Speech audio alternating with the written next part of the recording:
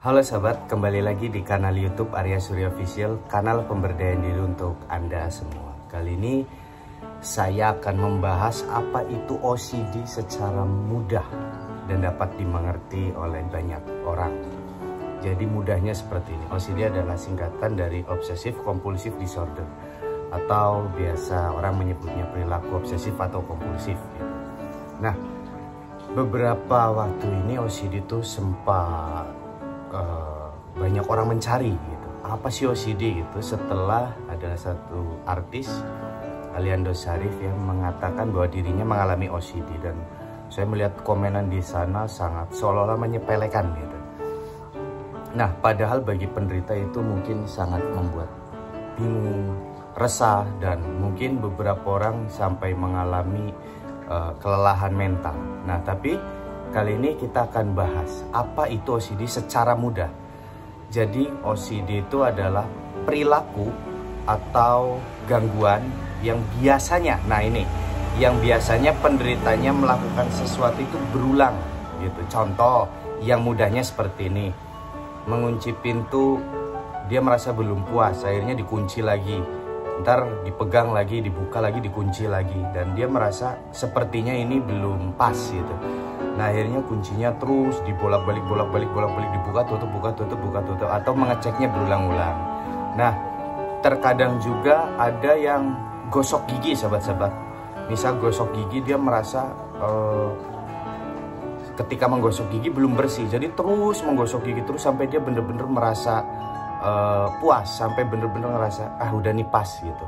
Nah, terkadang ada juga yang sampai mungkin setengah jam atau 1 jam terus digosok, sampai akhirnya dia kesal, dipatahkan sikat giginya gitu, baru dia puas. Itu ada juga beberapa yang lebih aneh lagi gitu. Misal klien Mas Arya yang mengalami OCD biasanya seperti ini. Jadi ketika dia menaiki tangga atau dia sedang turun dari tangga, dia itu memperhatikan kakinya.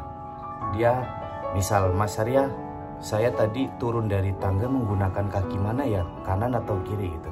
Oh, kurang tahu. Nah, dia akan mengulangi lagi karena dia punya aturan harus kaki kiri dulu gitu. Karena kalau tidak kaki kiri dulu yang turun, dia merasa resah, seperti ada yang kurang, dan jika tidak dilakukan lagi, dia itu akan merasa cemas gitu, sangat cemas gitu. Nah, beberapa juga ada yang lebih kehitungan gitu, jadi berhitung berulang-ulang gitu. Ada yang singkatan-singkatan, misal JKT itu Jakarta misal, terus Padang ya PDG gitu. Jadi pikirannya itu selalu membuat singkatan gitu. Nah, ataupun terkadang apa yang dialami artis Aliando Syarif itu seperti ini, sahabat-sahabat. Saya juga pernah mendapatkan klien mirip seperti itu. Jadi contoh,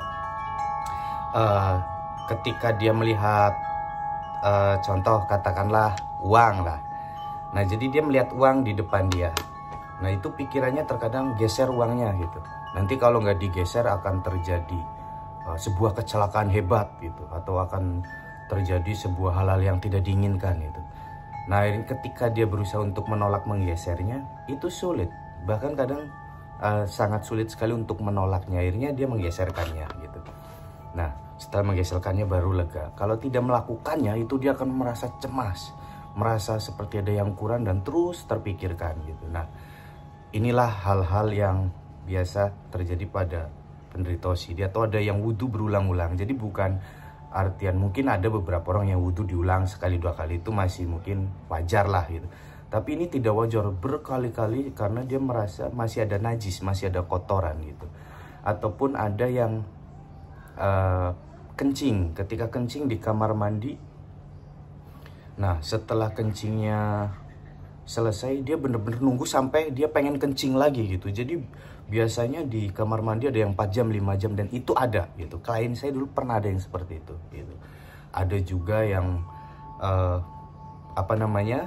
menggayung, ketika mandi menggayungnya berulang-ulang, atau dia punya aturan sendiri harus 25 kali. Nah, nanti kalau udah 25 kali, kadang masih ada lagi, 25 kali lagi, terus akhirnya sampai airnya habis.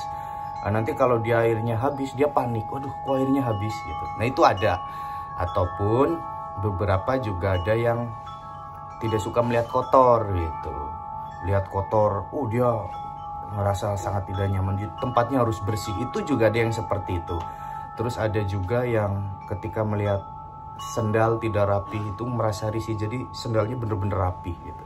Dan beberapa juga ada yang terkadang ketika temennya mau main ke rumah itu temennya harus bener-bener bersih, harus bener-bener mandi dulu gitu, karena dia akan merasa nyaman ketika si temennya ini bersih gitu. Nah, jadi hal-hal semacam ini memang tidak bisa dimengerti oleh orang awam kecuali para praktisi yang biasa menangani OCD atau mungkin psikiatri, ahli kejiwaan ya, atau psikolog gitu. Nah, jadi kalau secara detailnya itu lebih cocok seorang psikiatri yang menjelaskan apa yang terjadi di pikirannya dan lain sebagainya. Nah, kalau kita sebagai hipnoterapis itu lebih ke komplementer, biasanya sebagai pelengkap penyembuhan dia ke psikiatri atau ke mentor-mentor yang biasa menangani OCD ini gitu. Jadi hipnoterapi sifatnya melengkapi gitu sahabat-sahabat, agar perilakunya itu yang biasanya ketika melakukan ini dia merasa tidak nyaman, itu ya dia bisa mengendalikan hingga akhirnya lama-kelamaan dia bisa mengendalikan diri sendiri gitu. Nah, mungkin bagi sahabat-sahabat yang pernah mengalami OCD tahu gitu, beberapa ada yang mencukur jenggot, misal mencukur jenggot sambil lihat handphone. Nah, handphonenya kalau bisa layarnya tidak terkunci. Kalau layar handphonenya terkunci, dia merasa panik. Wah, kok layarnya terkunci? Diulang lagi. Nah, jadi dia mengulang lagi mengerok jenggotnya gitu. Jadi memang kalau untuk orang yang belum mengerti ini akan merasa sedikit aneh, tapi untuk penderita itu sangat, memang aneh juga, penderita juga kadang merasa aneh gitu. Tapi ya memang itu terkadang muncul sendiri di pikiran hal-hal semacam itu. Beberapa ada yang minum gitu. Ada yang minum, dia minum lagi nanti ketika dia sudah sendawa gitu. Jadi sekarang dia minum, kalau kita kan minum terus nanti pengen minum ya tinggal minum lagi. Tapi untuk orang OCD yang yang memiliki syarat harus sendawa dulu, dia minum nanti nunggu sendawa. Kalau seharian dia tidak sendawa, dia tidak akan minum lagi gitu. Nah, biasanya itu ada trauma-trauma ketika ia minum, misal tersedak gitu. Nah, tapi itu pun bisa menjadikan hal-hal perilaku-perilaku seperti itu gitu. Jadi ada banyak hal, ada banyak faktor gitu sahabat-sahabat. Jadi apakah berasal dari mana sih gangguan seperti ini, Mas? Ya kalau yang selama ini kita pelajari ya dari berbagai hal, misal dari lingkungan tempat ia bergaul atau tempat dia tinggal misal, ataupun terkadang beberapa sih gen gitu, ada keturunan gitu. Oke sahabat-sahabat, mungkin ini sedikit membantu lah.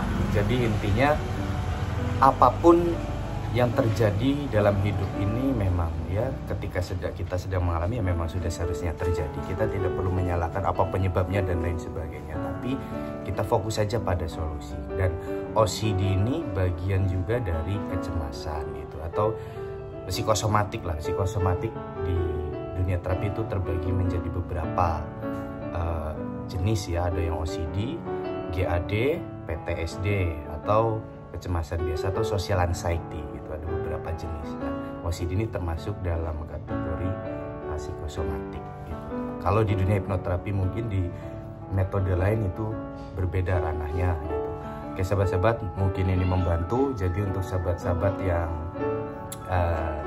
pernah mengalami OCD dan sudah sehat lagi, normal lagi ya selamat. Bagi yang belum ya tetap semangat.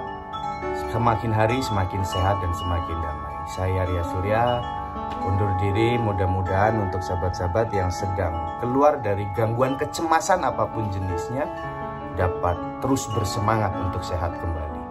Sukses terus. Saya Arya Surya. Salam bangkit untuk semua. Bye-bye.